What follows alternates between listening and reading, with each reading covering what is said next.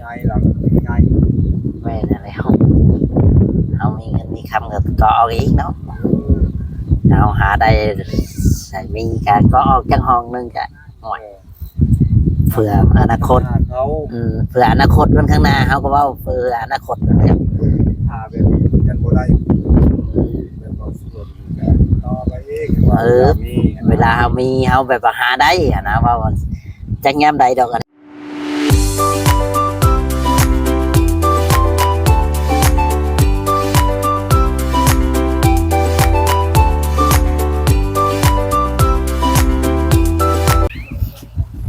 สวัสดีและสบายดีพ่อแม่พี่น้อง FC ที่รักแพงทุกท่านทุกคนเลยครับมาดูมาชมเนาะช่องบ่าวจอยซาแนลอีกแล้วพ่อแม่พี่น้องเนาะวันนี้หลังจากบ่าวจอยเดินทางเข้ามาหาทางน้องแดงกับบ่าวแตงพี่น้องเนาะกับ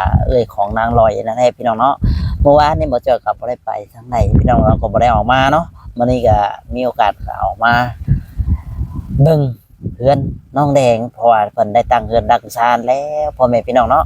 ก็น่าจะ2-3 มื้อแล้วละเพิ่นตั้งเฮือนแต่ว่าก็กับกำลังสร้างเพิ่นกำลังเฮ็ดหยังอยู่พี่น้องเนาะกำลังตอกแตกเฮ็ดก็แก๊กตามในเฮือนในชานเพิ่นนั่นแหละเนาะเอาจังไดก็สิพาพ่อแม่พี่น้องไปเบิ่งไปชมภาคแม่ๆ FC เนาะเป็นกำลังใจให้บ่าวจอยเนี่ยเด้อพ่อแม่พี่น้องทางบ่าวจอยก็มาหาทางน้องแดงกับบ่าวแตงนี่แหละแต่ว่าบ่ฮู้ว่าบ่าวแตงเพิ่นอยู่เฮือนบ่หรือว่าจังไดมื้อนี้ก็ได้เนาะเพราะว่าเดินทางเข้ามาฮอดเฮือนฮอดชานเพิ่นเป็นที่เรียบร้อยเห็นแต่นางแดงพี่น้องเนาะคือเอ้ยนางลอยนั่นแหละจังไดก็ฝากแม่ๆ FC เป็นกำลังใจแล้วก็เบิ่งคลิปบ่าวจอยนำแน่พี่น้องเนาะให้กำลังใจลงคลิปใดก็คือสมอยสมีพี่น้องเนาะจังไดก็ฝากกดไลค์กดแชร์กดติดตามให้หน่อยเด้อแม่ๆ FC เนาะเพราะให้บ่าวจอยมีรายได้เล็กๆน้อยๆพ่อแม่พี่น้องจังไดก็ฝากเป็นกำลังใจขอแม่ๆ FC เนาะแล้วก็ป้าๆลุงๆอาทุกท่านทุกคนที่เข้ามาดูมาชมเนาะช่องบ่าวจอย Channel จังไดก็ไปเบิ่งไปชมนำกันเลยพี่น้องไปบ่สักษาเสียเวลาพี่น้องเอ้ยทางเฮือนน้องแดงเพิ่นก็ได้ตั้งขึ้นแล้วพี่น้องไปเบิ่งเฮือนเพิ่นกัน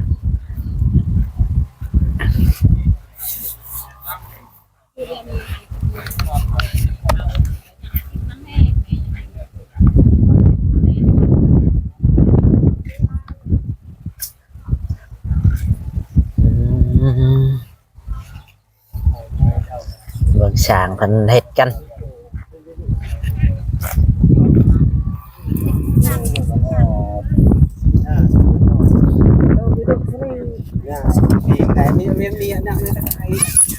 สบายดีเด้อช่างวัดยังนี่บานประตูบ่โดยช่างกะสีอ๋อ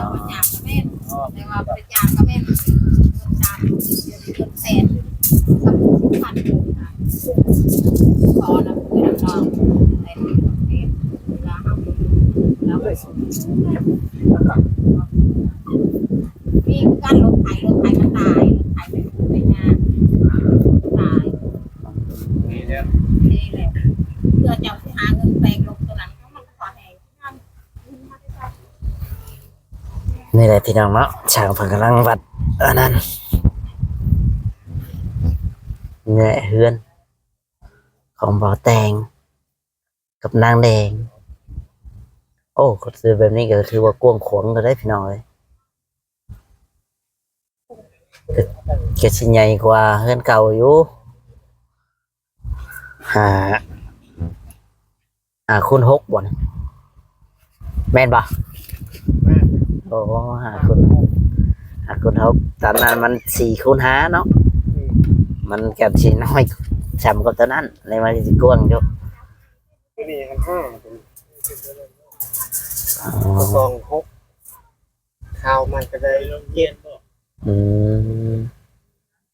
ก็ถือว่ากว้างขวางเลย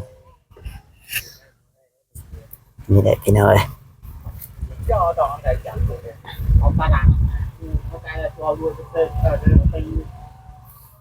เสร็จจะตั้งหลังคาก่อนว่าบัดนี้ใส่โค้งมีตะปูต้องรอตะปูอีกตะปูก็บ่มีปูสิมีตะปู8ได้บอลนึง ถ้าเรามาหมดแล้วเนาะเจ้าสิได้เฮ็ด แตงคือเราแตงกระปูก็แตงกันเตงไม้กันเตงตัวเย็นเนี่ยนะที่อะไรต่างฝึกกันเดี๋ยวโงโล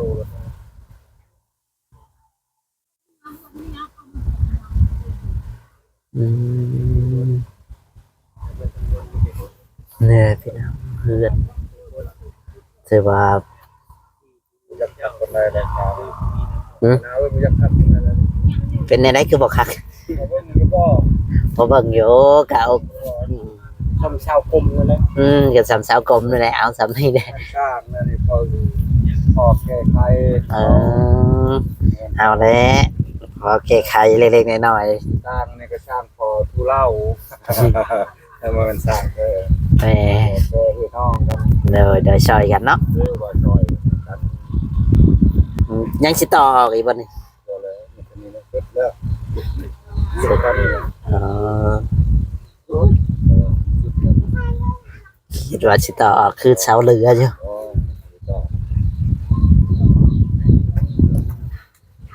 โอ้สำนี้ก็แน่นหนาเตอเลยนี่เนาะ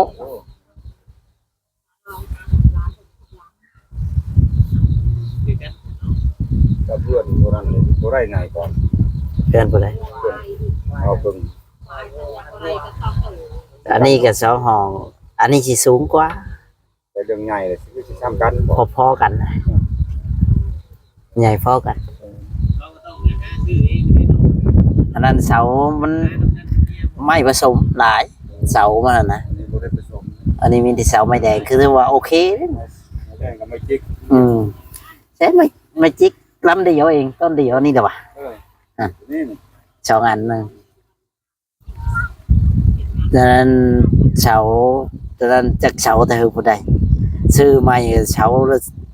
แพงแท้ๆมีแต่เสาน้อยๆเอา มีรถไม่จิกนี่บอกไม่หั่งบอกคือไม่ข้าวไม่ผสมคือว่าจะว่าเนี่ยแบบยามตัวนี้ในขนาดแบบ โดย ไงหลังไง แม่นั่นแหละเอามีเงินมีคำก็เอาอีกเนาะเอาหาได้ใส่มีก็ออกจังห้องนึงกะ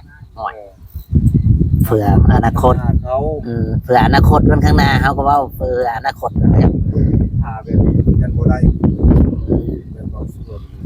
ต่อไปเองมี เวลาเขามีเขาแบบว่าหาได้อะนะว่าจักยามใดดอกอันนี้ก็บ่สามหาได้เนาะไผกับมันก็บ่แน่บ่นอนคือคนเฮาเนาะสมมุติว่าห่วย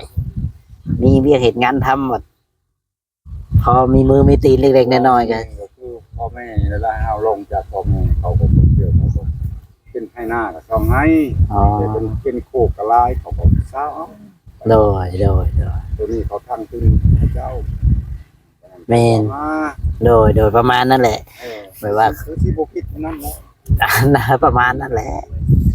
ว่าจะไปลงจากพ่อแล้วมาเศร้าเลยยันจะพอทันกินแต่เขาให้หนึ่งสองให้ เลย ไปโคกกระพุ้แต่ว่าน้องเจ้าเศร้าเอ้ย แม่นั่นแหละ ได้กว้างกับเศร้า นั่นขุดไม้ต้นตอเอาหั่นแหละเนาะถ้าหามีเงินมีทันมีเงินมีคำก็จ้างเขาก็ว่าไปคันว่าเฮาหาได้หามีบ่ว่าว่าเพื่อเฮาหาว่า ได้นี่เฮายังบ่ได้ แม่นเฮาได้บ่เห็นน่ะอนาคตเฮาบ่ฮู้กันเด้ตึกห้วยตึก คือนี่แหละบางคนคือได้ว่าสิได้เด้อ ห้อย ฮอดมือฮอดมือ ฮอดมือฮอดยามมันเนาะฮอดมือฮอดยามฮอดวันมันคือว่าโอ้ผู้บางคนก็ตายเป็นปีก็บ่ได้ก็มีได้มันก็แล้วแต่บุญวาสนาเฮาอันนี้ก็เฮาสิอยากได้เห็นหมู่ได้อยากได้คือหมู่มันก็เป็นไปบ่ได้เนาะเฮาบ่ได้สร้างบุญสร้างวาสนามาก็มีคือเขาว่าและแข่งอย่างอื่นมันแข่งได้แข่งบุญวาสนามันแข่งบ่ได้เนาะแข่งเรือแข่งพายมันแข่งได้เด้มันก็อยู่ที่บุญเดียวเนาะอย่างคือกันแหละชำใดให้เพิ่นเฮ็ดให้เฮาก็เอาแล้วโอ้ยชำนี้ก็เคยอยู่หัวจนงอกก็ยังบ่เพบ่พังคือกันเลย คือทำนี่แล้วก็ตก ใหม่แล้วมันไม่ธรรมดา คันบ่ไปหาเงินอยู่ประเทศไทยดีหรอคันบ่เก็บบ่ออมเลยบ่ได้เลย ว่าบุญนี่อยากไปที่ไทยได้บุญนี่กับผู้ที่ตายที่ตายกับตาย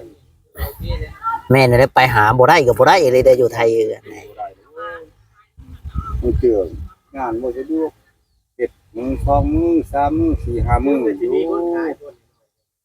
นั่นแหละมันก็ออกมันก็เปลี่ยนไปช้าค่อยก็เคยไปอยู่ทำงานอยู่ไทยก็ได้นำประเทศไทยนี่แหละค่อยก็บ่ได้ว่าประมาทดอกก็ได้นำเพิ่นเนาะมันต้องเก็บต้องออมพี่น้องประเทศไทยนี่ก็ใจดีทุกคนนั่นแหละแล้วแต่ว่าบุญวาสนาผู้บางคนก็ได้งานดีผู้บางคนก็งานบ่ดีคือว่าแหละอยู่ใช้คือกันนั่นแหละเนาะเราท่านบุญวาสนา เอาหาเอาตื่มนะเห็ดหัวเห็ดสวนนี่ข้าปลูกผักปลูกหญ้าขายว่าไปคันว่ามีโอกาสก็ได้คือกันแหละบ่ได้ก็น้อยเลยเนาะไป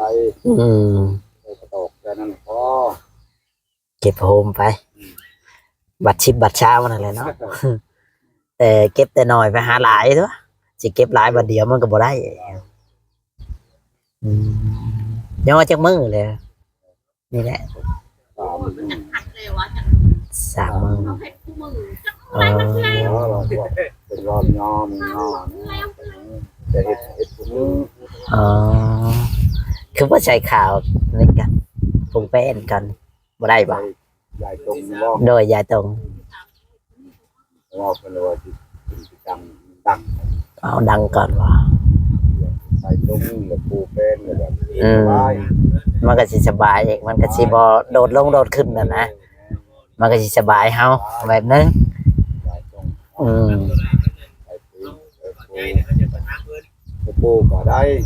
ว่าเขาใหญ่ตรงอะไร แม่นเอาแป้นขึ้นมาห้องไว้ก่อนเนาะเลี้ยงไว้ก่อน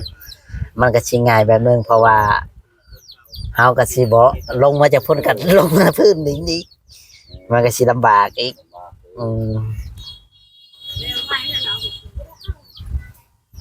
ตะกี้คือว่าสิฝากยกทุกคนมันเป็นหยัง ได้คุดคุมแล้วนะ อ๋อ แม่เนาะหน้าคนว่าเราบ่มักง่ายคือ อยู่พี่ก็ดีก็มันก็ทางนี้มันก็กว้างทางนั้นมันก็สีกว้างอีกเขาเห็ดหยังก็ได้แล้วนะ หมอแตงกับบ่บอกได้ว่าสิง่ายมาปลูกว่าสิปลูกมื้อนั้นแล้วได้เอาเลยทำมาเอาคำนี้ได้ขอปลูกนี่เอาเลยได้คุดคุมมื้อนั้นแล้วยอมื้อนั้น ไปคุกขึ้นใหม่เลยเห็นอยู่คอยเห็นในคลิปอยู่แต่ว่าเมื่อนั้นก็ขาเวียกบ่ได้มาโทรศัพท์มีปัญหา โทรศัพท์พังสบายดีเด้อบ่าวน้อง พอกันที่เก่าเนาะ เลยหลายมื้อเลยได้3-4 มื้อตั้งแต่บุญตั้งแต่ที่2 ธันวาก่อนหัดเถอะแล้ว ฉลองวันศาสตร์เนาะ แม่น หยุดยาวได้แล้วโอเคอัปเดตต่อ สิมื้ออะไร ไปซื้อเนื้อกินกันตอนนี้ก็ได้เวลาอังเกิมอีกแล้ว อ๋อ 11 โมง โดยโอเคข้าวแลนมาเฮือนไอ้นวลก็เลยกินข้าวน้อย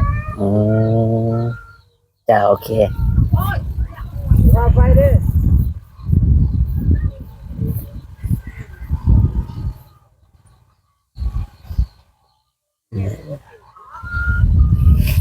ไปคุยกับสาวแดงกันจะคุยกับสาวแดงกันสาวแดงเราอยู่เฮือนอยู่ไปอยู่เฮือนนี่ไปร้องเพลงโอ้บ่แต่งแล้วไปใส่เลยสบายดีเด้อแม่ตู้ สบายดี โดยพายกระตาไปหายังแม่ตู้นี่มาหาลูกบ่อ๋อมาหาลูก ว่าเพิ่นมา อ๋อ เดี๋ยวว่าจุอันรถใหญ่มันมา อ๋อฝันยังบ่ได้มาคันว่าสวยๆเพิ่นยังน้อยพุ่นแหละ เพิ่นว่าอันมือเจ้าว่างเจ้าเอามาได้เป็นเท่าอ่ะสิเมืองเบิ่งเฮือนเราอ่ะ เบิ่งเฮือนเจ้าบ่ ผู้ใหญ่เพิ่นจะ เบิ่ง อ๋อจังหน่อยเพิ่นก็มาเพิ่นเข้าเพิ่นก็เวียกหลายเนาะแลนหันแลนนี่คือว่าแหละส่งลูกส่งเต้าไปห้องหำโรงเรียนอีกเพราะว่าครับ สิออกมามื้อนี้หันเพิ่นพาเมื่อมึงเรามาหันเพิ่นพาเมื่อว่าเมื่อเบิ่งเพื่อน อ๋อ เองว่ามื้อนี้เฮายากว่าเฮาสิไปบันสลีก่อนเฮาไปเบิ่งร้านเขาโทรร้านเป็นร้อยว่ามื้อนี้บ่ได้เมื่อเลยว่าหยากมื้อเด้อว่า อืม เออ เดี๋ยวเพิ่นก็มาเดี๋ยวช่วยๆเพิ่นเลยเพิ่นสิมาสวยแน่เทื่อๆก็ได้คันเพิ่นบ่เข้าเวียกอย่างอื่นคือว่าเนี่ยคนเดียวเพิ่นก็ได้แลนหันแลนนี้ ไม่เห็นว่าเมื่อเบิ่งเพื่อนเฮาเมื่อเบิ่งโลด อืม ทุกคือกันแหละลูกคันแม่มีลูกก็มีคือกันแต่เพื่อนอยากอยู่ก็มันอยากลงคือกันว่าเบิ่งกว่าไปเบิ่งแต่เฮือนนั้นใหญ่อยู่ อืมดีใจบ่ลูกได้แบบนี้นะ ก็ดีใจแล้วเฮ็ดอะไรว่าบ่ดีใจแฮงดีใจแล้วเขาเฮ็ดให้แฮงสะทุก เคยฝันอยู่บ่ว่าลูกสิได้แบบนี้คือเขานะ เอาอย่างนี้ลูกมันมาบอกกัน อ๋อ ยังดีเลยว่ะสตุกอะไรยังลบเลยว่ะ โอ้ยสำนี้ก็ชักสิอยู่เลยเนาะดีสำนี้ก็ถือว่ามั่นคงแหละคันว่าเฮามีเงินมีคำเฮาก็หาเติมก็ออกอีกเนาะเติมอีก มันมีแล้ว หาเด้มันก็บ่แน่บ่นอนคือได้ไม่ตู้เอ้ยวันข้างหน้าอนาคตเฮายังบ่เห็น หาเบิ่ง ไปเบิ่งไปเรื่อยๆนั่นแหละว่านั่นแหละคนเฮาก็บ่แน่บ่นอนเฮาดูมันเฮาขยันก็ได้กัน แม่นเฮาเฮ็ดไป เห็นหาเห็นนี้ หาเธอหน่อยไปหาหลายแล้วเสียเอาหลายบาทเดียวก็บ่ได้คือว่าแล้ว เสียงเนาะ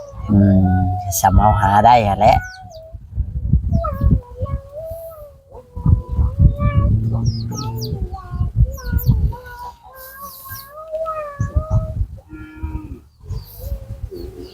บ่ได้มาคุมือบ่เราดนมาที่หนึ่งบ่เจ้าน่ะ บ่ได้มาคุมื้อเลยเฮาก็อยู่เฮือน มัน อยู่ มีในช่องเฒ่าอยู่ในเฮือนน่ะ อยู่กับไผส่วนหลาย เจ้านะอยู่กับหลาน หลานนี่หมอ อ๋อ อยู่กับบ้าน ลูกลูกบ่ได้อยู่นํบ่ บ่ได้มีลูกพอคน ลูกไปใช้เช้าลูกกับผัวหมดแล้ว เอาลูกผู้หญิงหันก็เอาลูกก็มาเฮือนเฒ่า อ๋อส่วนหลายนี่คันว่าผู้หญิงนี่เอาผัวนี่สิเมื่อเฮือนผัวบ่ เมื่อเฮือนพัวมืดแล้วช่องมาคอย อ๋อแบบว่ายันว่าพ่อแม่บ่เอามาเลี้ยงแม่เลี้ยงหยังจังซั่นจังซี่บ่ ลูกเขาก็อยู่นำเขาหมด อ๋อ เฮามีแต่ลูกผู้ชาย แบบว่าลูกผู้หญิงนี่คือว่าสิคนเดียวก็ต้องได้เมื่อเนาะอ๋อหรือว่าเฮาบ่เอาเมื่อบ่ได้บ่ แต่เก่าหันเขาว่าบ่เคย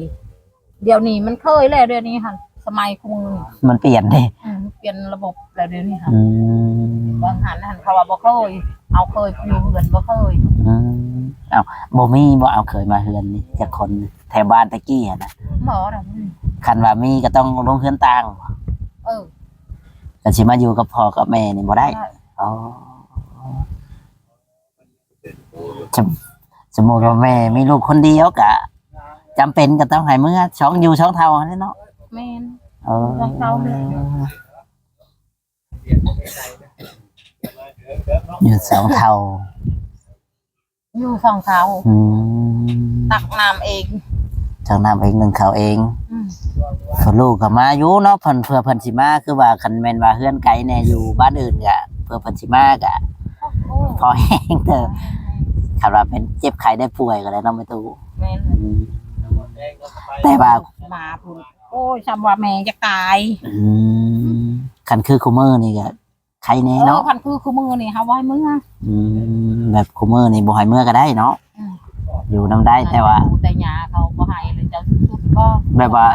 ทุกคนเลยบ่ ทุกคนเลย บ่ว่าแต่เฮือนแม่ตู้อย่างเดียวมีในบ้านนั้น ทุกคน คูเมอร์นี่ได้อยู่เนาะ มือนี่ได้